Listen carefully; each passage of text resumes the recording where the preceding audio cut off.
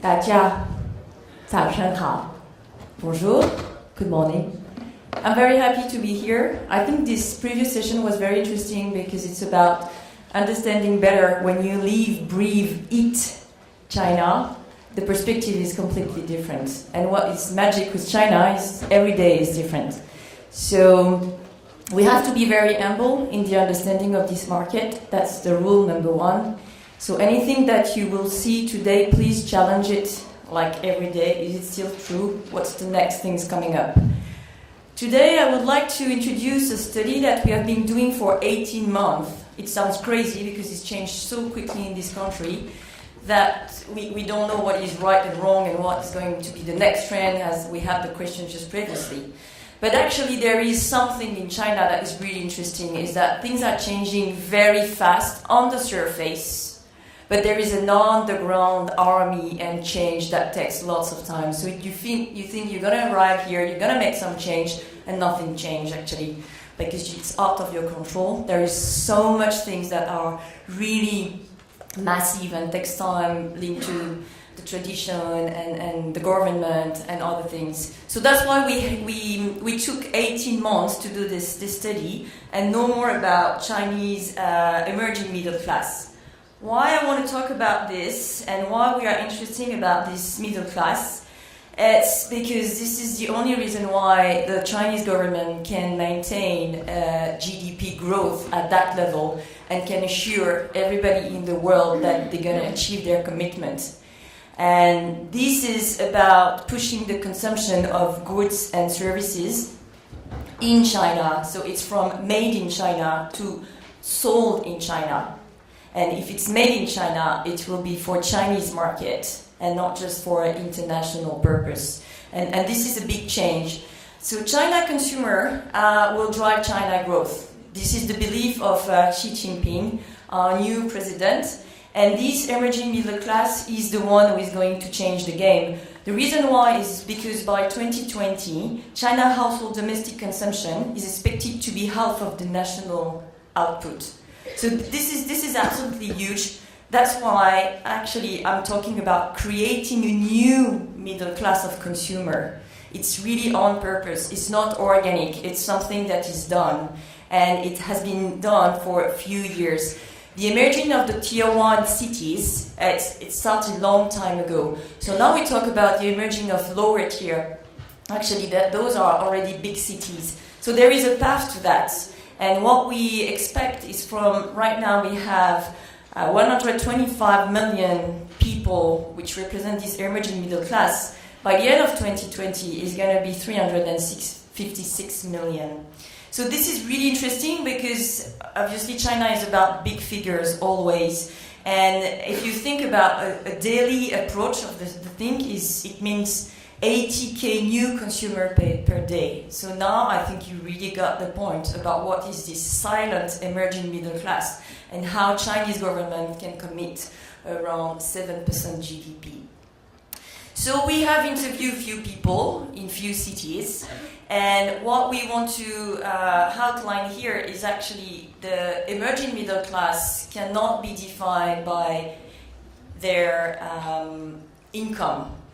Because most of the time, I'm coming from a media agency, so most of the time it's about doing media planning based on the average revenue of the people, etc., etc. I would say if you look at that and only at that, you will be mistaken. So it's not just about the income of those people, it's also how they spend it. So that's why we actually analyze 12 categories in very much detail. I'm not going to have time today to read the whole study, so I'm going to pick up a few categories today. But across those 12 categories, we have key learnings. First of all, the new middle class experience is absolutely unique. Not unique in the sense it was before. So it's a transformation from an egalitarian society, just landed from China, sorry. Difficult for me to pronounce. It is not something like everybody needs to look like the same, everybody needs to wear the blue suit, etc., etc. It's not about that anymore. It's about how I upward my social scale. It's about before my parents used to be very poor. They migrate from the rural side to some cities and then sending back the money to the family. Now it's about me, myself, I need to upgrade myself. I need to make more money because I need to be somebody, not just to send back the money to the family. It's also linked to the fact that, as you know, there is a one single child policies, and those kids are really changing the way Chinese consumers are behaving. So I'm going to spend like 1 second on this Chinese symbolism, but I can spend like 3 hours, and I'm absolutely passionate about that because you understand better what is the Chinese society. First of all, you have some symbolism which represent the supreme harmony. This picture is from Beijing. It's about the 10 mythical animals and the hierarchy that you have between those animals. So then you understand how Chinese society is actually organized. It's about the balance, the yin and yang, and it's still true because it's the base of the Chinese medicine, the ancient Chinese medicine, which is still the way that potentially 75% of Chinese population try to take care of themselves because they don't have access to social benefit or social security, and they want to balance their life. The Chinese Guardian Lions, this is really critical because it's how they protect the benefit. They are the guardian of the benefits. So it's really important to have those lions. This carp is really interesting, is how to overlap. The thing with this fish is that it's going upstream, and when it reaches the goal, it transforms itself in a dragon. So it's another myth. So everybody wants to start as a fish and become a dragon and become very powerful and make sure they can make this lift. The other one is about the 9 dragon, meaning the even, meaning that I've reached my goal. And the 2 last one, it's about the status. Only emperors can have 6 horses carriage. So what status, who I am, what I need to show off to prove who I am as a Chinese consumer. And the last one will be the tiger. And if you look at the front of the tiger, it's a Chinese character that means king, Si in Chinese, and it's also a symbol by itself. So what is the symbol of this new emerging middle class? You have the emerging middle class that start to have some money, that shows luxury symbol. LV, Louis Vuitton will definitely be one of the oldest one. I mean, when we used to ask the question 5 years ago to any girls in China, what represents the ultimate luxury is to get LV bag. So it's still there, but the tier 1 city is evolving with something else. The middle class is a bit different. There is a story that is really famous in China about this man who collect coins like every single day, and lots of coins, and he went to buy a car with his coins. This is how he can uplift his life. And so it's just a symbol that everybody that works hard, save money very hardly, can manage to buy himself a car. And this is another symbol of the healthy thing. One of the questions of these people when we started the study almost 2 years ago was about, I need to have a car and I need to have a house, otherwise I cannot have a wife. And when we ask the question to the women or the girls, we say, what is really important for you? Is that I need to marry a man that has a car and a house. At the end of the study, we asked again the same question, and the answer across both sexes was, we need an iPad. That was really interesting because we really keep on going this interview for 18 months to quite the same people, and the answer really rapidly evolved, and it was across these 150 cities. So, as I just said before, basically this emerging middle class starts with mobility, and the mobility is not something new in China. So the migration is about, I need to move from a lower tier city and I need to reach this tier 1 city. Some of you might know that actually if you live in Kunming or any lower tier city and you want to move, for example, in Beijing, Shanghai, Guangzhou, high tier 1 city, you cannot do it this way. You cannot just decide, well, I'll move. Because you need a permit to move. If you don't have this permit, then you cannot have some social benefit. If you have kids, one, maybe two. Now, you will not be entitled to enter any school in Shanghai, for example, because only Shanghai's people and the people who have the license can have the keys in the school, etc., etc. So it's not that easy. So now it bounces back again to the point that the Chinese government can know precisely what will be my GDP, because they can open this door. How many permit license I'm going to deliver to control the migration. And actually, when you live in China and you see all these people, always, anytime you take a flight, there is always like full flight, every hour is flying everywhere. You really feel that there is kind of necessity to organize this a little bit. And they're quite well in organizing stuff, actually. So emerging middle class start with this basic mobility and how I control this upscale and consumerism approach. I will take few examples. Again, I'm very sorry, I need to go quickly. This is still true. This is in Shanghai. In Shanghai, every Sunday morning you have the dating market. So you go in the People Square and you see this quite nice Shanghaiese woman promoting herself, saying, I'm born in 1989, I'm quite tall, I have been graduate from a top university, I speak English, I'm an English teacher, and I'm working around People Square, and she's looking for a boy, she's looking for a man. Because this is also a huge pressure that they receive, and it's really still true. And if you go there and you want to take picture, you will have anti-IE around that say no picture. This is my business. You know, you don't really protect that.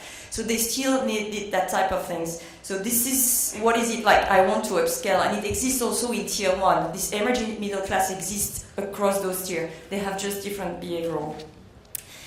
Beauty is another way to upscale things, upscale ourselves in this society. And I'm going to talk a little bit about beauty later on. I like this one. This is really famous. It's during a dating show on TV. And this young lady rather cried in a BMW than laughing on a bicycle. So it's really like, you know, I need to get out where I've been born. Actually, I think if you ask to a French lady if she prefer what she prefers, she will prefer laughing in a BMW for sure. But to choose it, being happy on cycling will be something that the Western societies try to get into. Where Chinese are really not ashamed about that. They need to make money and they need to exceed this next step. I have a video that is really interesting, is advertising of Olay, and what is really interesting is that the spokesperson of Olay has been the same across the year, and we just see the change of the background, just to show what is behind the scene that inspired Chinese people. So the video will play by itself, but there is no sound. Yeah.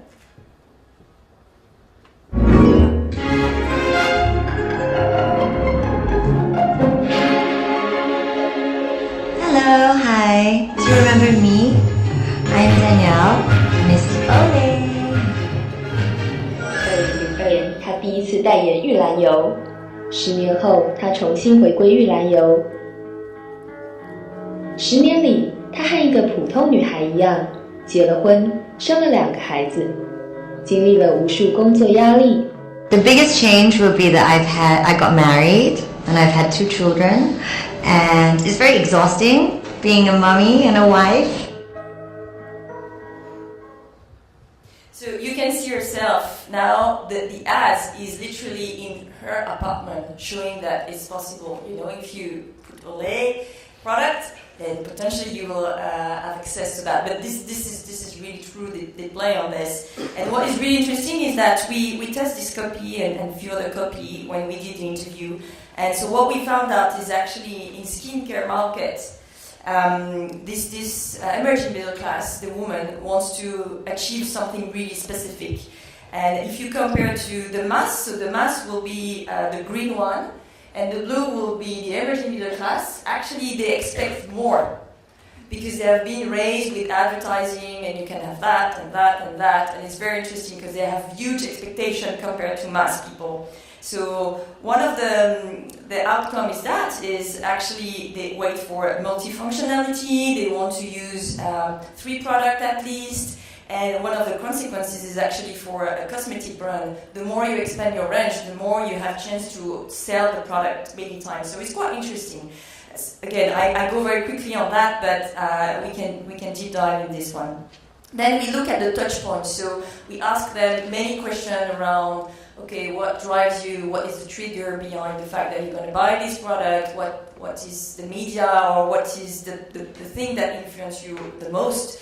Family recommendation always, and I think this is globally a consistent answer. What is really interesting in this emerging middle class, they say salesperson, so they're looking for advice. They really are eager to learn and really eager to make sure that they are doing the right thing. And internet for sure is very high. Internet is everything. It's mobile, it's tablets. As you may know as well, is that the lower tier people, they will leapfrog the PC and they have access internet through the Xiaomi or other smartphone that you saw previously that are quite cheap for them. And sampling is something that really appears strongly for this category. If you look at coffee, coffee is really interesting because we compare these emerging people in tier 1 and emerging middle class in lower tier. And actually what you see is that instant coffee is not really something that we should do if we want to be an upscale person in tier 1.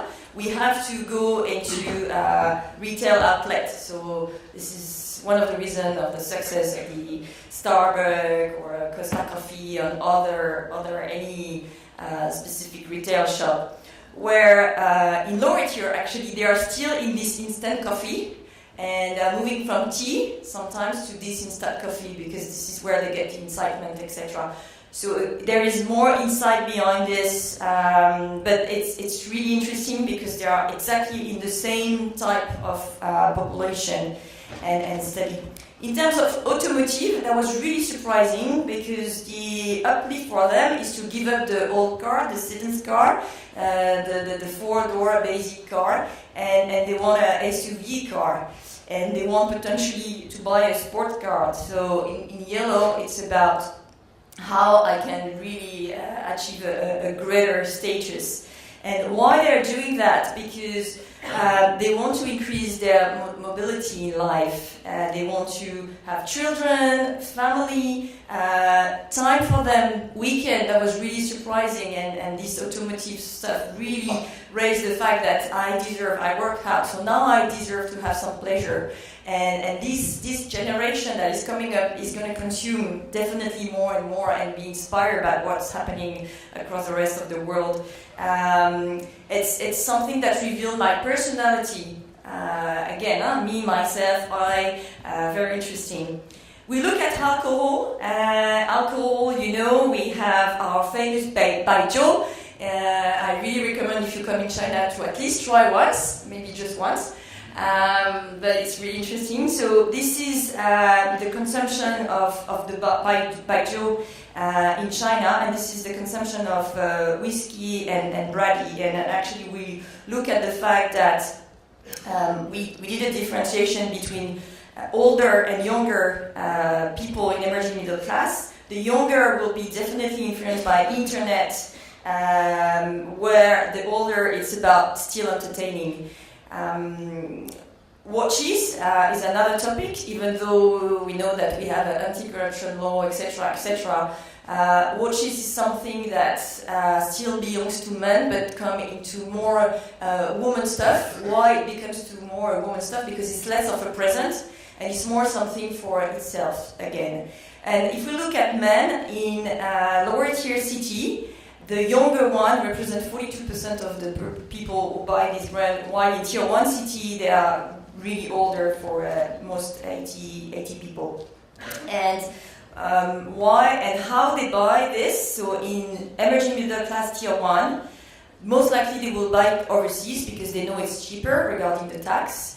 But in lower 2 and 4, store, they will go online and they will buy it online. And this is really interesting because this is where you have the necessity to have a brand website, an official brand website, because they don't want to buy fake. They really want to buy real one. Fake is for French tourism who come in China and wants to buy fake product, which is absolutely forbidden, as you know. But it's not for Chinese people. You can really feel that when you have somebody who is Chinese with a luxury brand, it cannot be fake. It's pointless. So if you look at the touch point for this specific luxury watches category, again, every time you see that internet is really high, magazine is really high, but here's come the time that they talk about celebrity, who endorse the brand, and it's really important, and I think you're going to talk about that later, so that's why I captured specifically this one. Car insurance. Car insurance is a dirty word, but somebody has got to do it in China because there is a very, very high competitive offer, and it's about how I build anytime my awareness. So it's more about radio, basic ads, using ad networks, etc. So one of the thing is, again, friend and family recommendation is critical, and internet is critical for this one. And this is really important for them, that telephone, email, radio, it's really a new touch point that come up for this emerging middle class, and this is really important for them. They have this understanding that if I buy a bigger car, I absolutely need to make sure that if somebody stole my car or something happened, the safety will be well done. So they shift very quickly from one insurance car company to another. That's really a very difficult job. So that's going to be it for today. I cannot finish this presentation without Xi Jinping. And it's about the Chinese dream, and we really see that something is going on. And if you go in China, Shanghai is not China, as you may know, so you really have to explore lower tier city that are already big city with 5-6 million of people living there, and you have to look the way they behave, the way they consume, the way they look at any time their mobile phone. It's really, I think, a developed country, and it's going really fast. Thank you very much.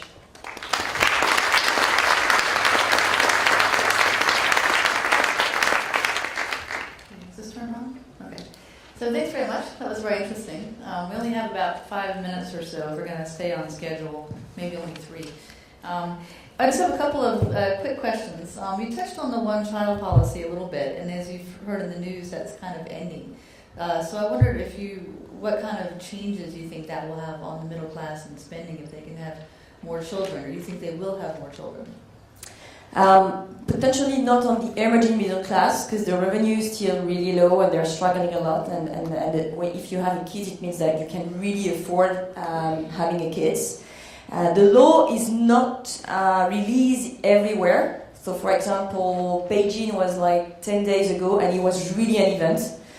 We had our annual party by then in Beijing, and the conversation across all the table was like, it's released. So I said, so look, you're gonna have 2 kids? This is what you want? This is your Chinese dream?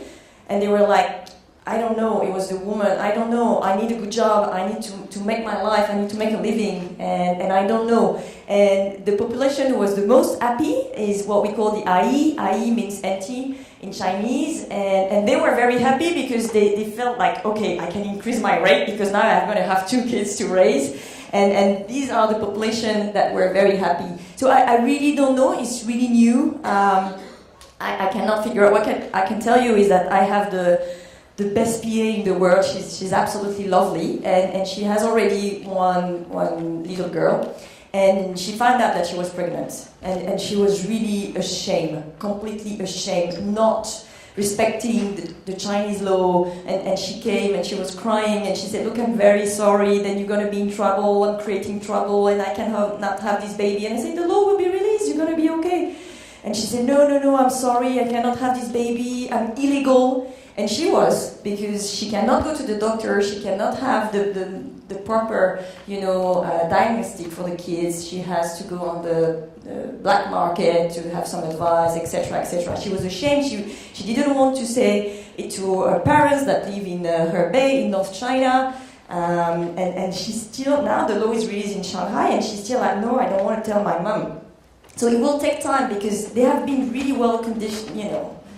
So I really don't know what will be the consequences of that. But for sure, if they decide to have a second kiss, it will be great, and it will help this generation who has been a bit sacrificed to be more balanced, because this unique child is really terrible to manage. You talked about going into the lower tiers as well, and how open are those consumers in the emerging middle class in the lower tiers to foreign brands? They are actually very open. They want real brand. This is something that came back a lot and a lot. They don't want to go for fake brand. So it's one, actually, I had this discussion with some of the people with Alibaba and Alimama, which is the commercial side of Alibaba.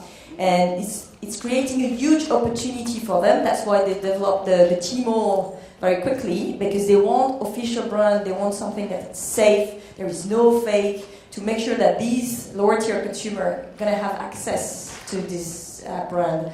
So they really strongly react to that. They are eager to learn.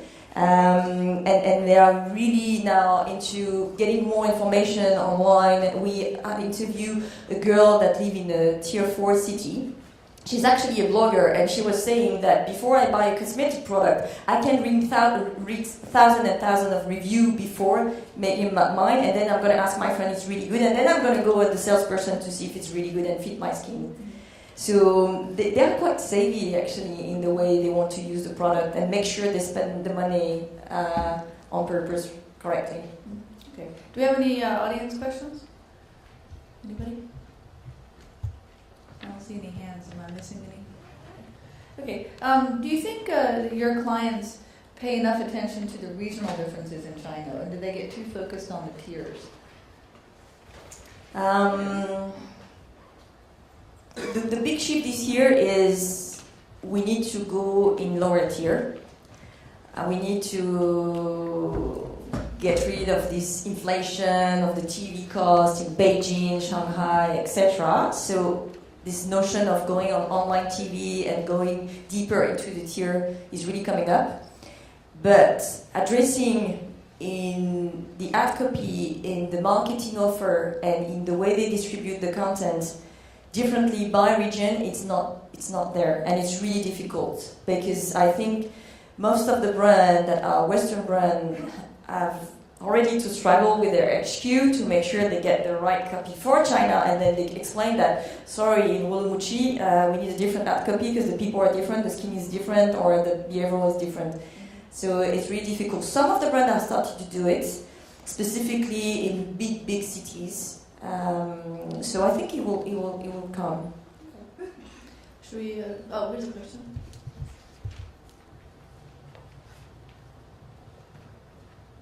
Thank you. I would like to know if you think that the middle class are still fascinated by foreign brand, or are they more focused on the Chinese brand now? They are more. So because you were talking about the luxury, but apart from luxury, I mean for regular shopping. Generally speaking, the Chinese consumer is interested by Chinese brand. I would say, except for luxury goods, because in China they don't really have the credibility of delivering luxury goods. But they will definitely, if they have to choose between a Chinese brand and any type of brand, they will pick up the Chinese brand. They are really, really proud that there is really strong nationalism behind this. Though, if somebody starts to pick up a brand that is a foreign brand and is really good and answer all the triggers why I should consume it, it's going to go very quickly. But they will prefer Chinese brand, that's for sure. The case study of Xiaomi that I shared last year is one of the example. I think I was wrong, actually. I'm misleading you. When I said iPad, they say pad, they say tablets in Chinese. They don't say iPad like the Apple iPad. It's just the tablets that they want. And they have many opportunity to use Chinese product. And the Chinese brand, if I just take the example of cosmetic brand, they really manage to develop their range of product and be a strong competitor to Western brand, and we've seen that the past year. And they're very aggressive everywhere now, on every touch point, and they have money to go on media and buy and beat Western brand. It's really a new competitor. That were silent. I think people were not seeing them because they were powerful. And they are smarter in the way they already know the core consumer, and as Normandy asked, they know the specificity of the region depending where they come from. Okay, shall we stop there for the break? Anyone else? Oh, okay, we'll do one more.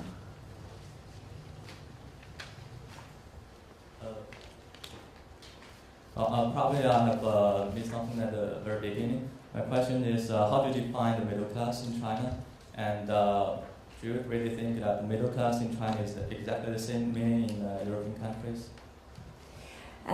Yes, I start to define the middle class by the fact that you don't do this breakdown by the revenue they make, because it's going to be very different depending on the city. So this purpose of this analysis is about defining the middle class by what they consume and see if we find similarities and not just at looking at income. So we look at what they consume, how they behave, what is their dream. So that's for the car, we ask them the question, what type of car do you own? But what would be the car you would like to own and why you would like to own this typical car? Or alcohol, we know that you drink by Joe, right? You drink by Joe. And most of them say, yes, I do. So, okay, but what is your dream alcohol? What you want to try, what you want to... So it's more about what is your dream and what's next. So we don't define them by tier, sex, age, revenue. We try to define them by their behavioral and see if there are some similarities. And then we also did a breakdown by tier, by cities in more detail, and we did a breakdown by sex and by age to see if there were differences. So I was trying to show that by a few examples, showing that this middle class behave differently in tier 1 and lower tier city. Age is also different for watches, etc., etc. So no, it's you cannot define this middle class as it is in different countries, because as you know, China is not one country, and we have decided this year to follow up on this study and go even more deeper and look at more specific digital usage of what they are doing, because again, the first question we ask is, what is the ultimate goods that you need to have to show that you upscale yourself? It was a bag, a branded bag, and now it's a tablet. So I'm sure it's going to change the 6 coming months.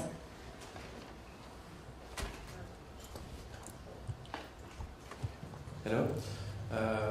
When you talk about consumption, what is the opinion about personal loan? Is it similar to what we think here, or is it different?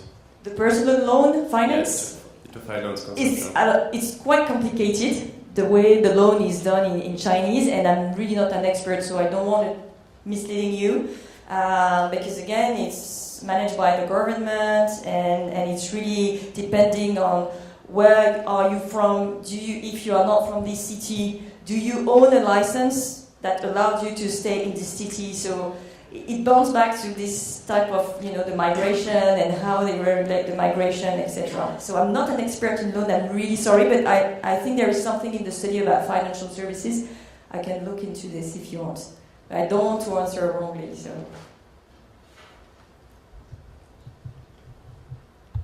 Thank you. Have you, I don't recall if you had something in the study on tourism, and if so, do you have anything new change to share between the shift between group tourism into FIT, so individual tourism, especially in the lower tier cities? No, we did not focus on tourism. The reason why is that 12 category we decided to have an analysis for is the category they were talking about. So I think there will be new category. Certainly in lower tier, tourism will come. What I can tell you is that in tier 1, we did an analysis about tourism. This is really something that inspired Chinese people. And one of the loyalty programs we have put in place within the agency is a program called Live My Life. And we offer to our young Chinese talented people to go and have an experience abroad within 12 different countries across our Zenit Optimedia network. And this is something that is buzzing a lot. Lots of kids are saying, you should join this company, this is great. I've been in London, I've been there, I've been there. So it's for sure in the dream, but you have to know it's quite complicated because managing this visa for these 12 kids, and even though it's a professional trip, it's Zenit Optimedia that apply for another Zenit Optimedia for them, we have to face 6 big issues, and the government said no, reject the demand of the visa because of many reasons. So it's still quite complicated when you're a kid of nowhere and you want to travel by yourself and not by a group. Should we break for coffee now? So thank you very much.